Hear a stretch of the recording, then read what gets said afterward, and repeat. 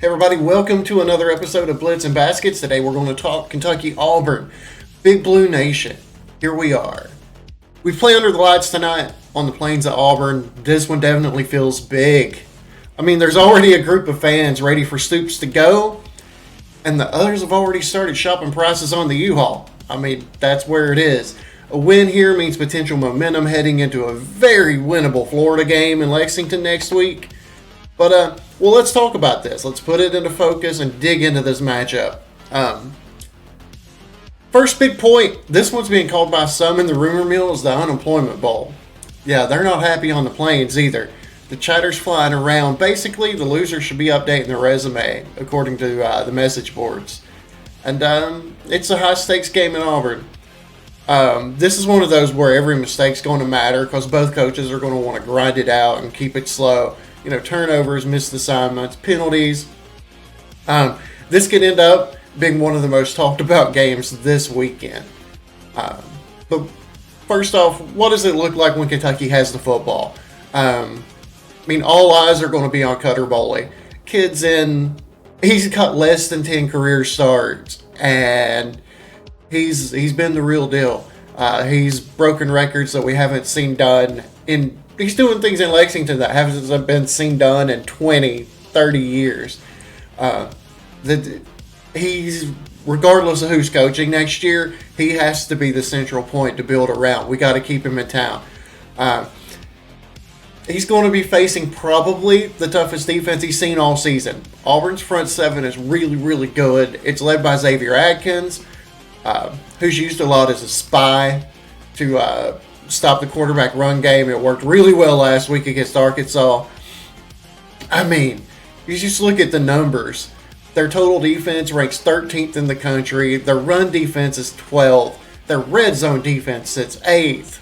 They stop opponents on third down 35% of the time. Passing yards allowed, they rank 44th. Team sacks 45th. I mean, it's an uphill battle for that Kentucky offense. That's gaining momentum and gaining traction, and did really good against the Texas defense that's really good as well. The silver lining is Seth McGowan comes back, and he brings some much-needed electricity to help Cutter Boley.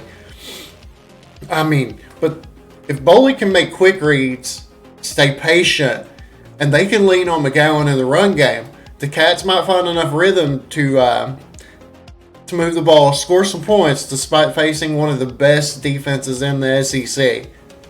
Now, when Auburn has the football, they're going to test the strength of Kentucky's defense, that defensive line. The Cats are ranked 40th overall against the run, allowing just 132 yards a game. That's really where that front four is the strength of that defense. Amor Stewart's done a great job there. Now, Auburn's going to try to grind the game out and run the football. Jeremiah Cobb usually gets, I think last week, he had almost 30 carries for 150 yards. They're not afraid to just give him the ball and let him try to grind it out. The big question is with new starter Ashton Daniels at quarterback. Can Kentucky force him into mistakes?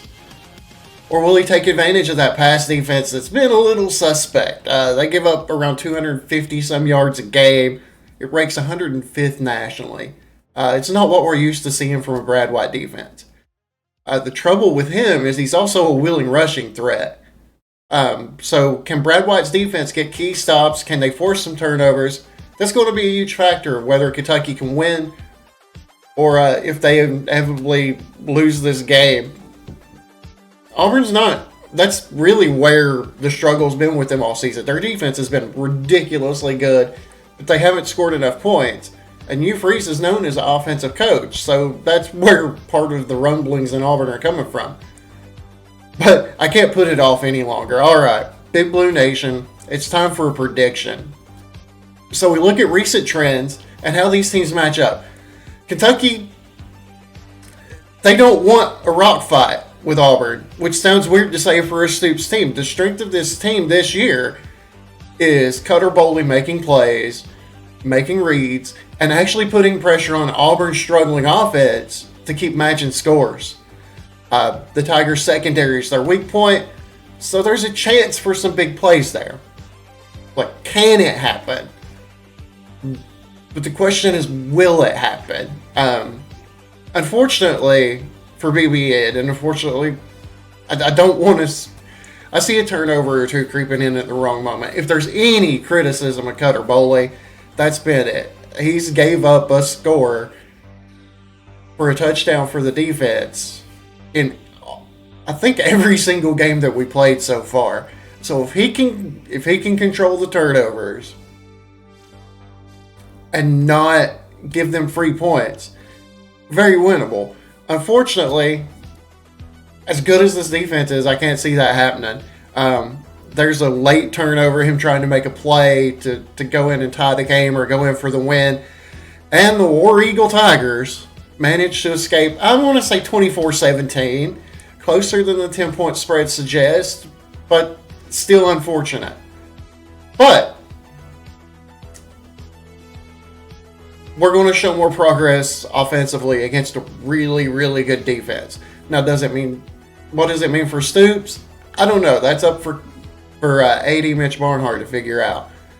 But that's why they play the game. I think honestly there's a probably 45% chance Kentucky wins this game, just a little better than that 10-point spread suggests. But don't worry, you can stick around after the final whistle. Come hang out with me during the cool down. It's my post-game short reaction video. It's going to be breaking down everything that went wrong, everything that went right, and what the Big Blue Nation should take away from tonight's game. I want to thank you guys for being here. God bless you, and go Big Blue.